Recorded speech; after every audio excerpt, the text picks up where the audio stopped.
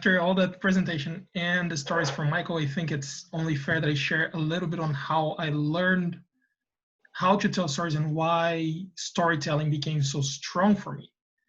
I started learning storytelling by listening to my grandfather tell me legends and tales all the time. I grew up inside that environment and I listened a lot of stories.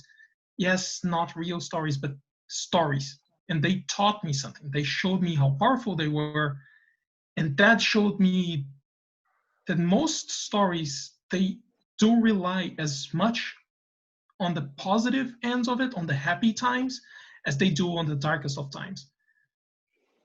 Michael just gave us a prime example of that. His favorite story is not one of success, but one of lesson learning.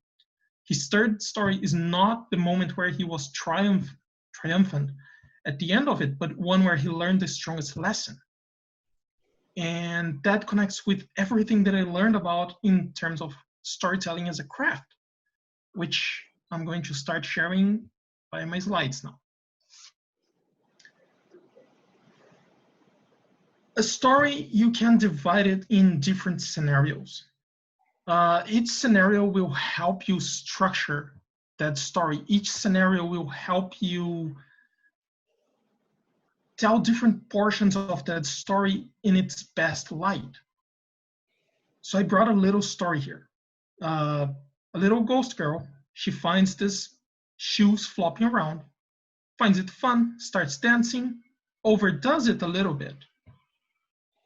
She exaggerates, they stop working, she's sad, and I assume she sits on the tombstone of the shoes. It's a very, very sad, very, very dark story. But what would happen if I push the tombstone to the beginning of that story? Now you have a ghost girl that is probably sitting on her own tomb. She's bored. She sees those shoes flopping around, dancing around. Dances, overdoes it a little bit. She's just having too much fun. And now she's a little bit better. She's ready to just keep going. It becomes a lighter story.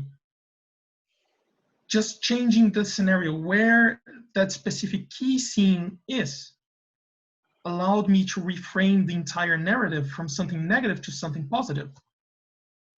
The emotional flow of that narrative changed. The emotional flow of the first narrative, it goes from something that is very exciting to something that's very sad, that's very, very dark. The only way you can notice that is by understanding those key moments on that story. Because the second story, as soon as I change that, it becomes much happier. Although it does end on a little bit of a decline, but it's more of a regulation. It's not really a valley, it's just coming to in terms with itself.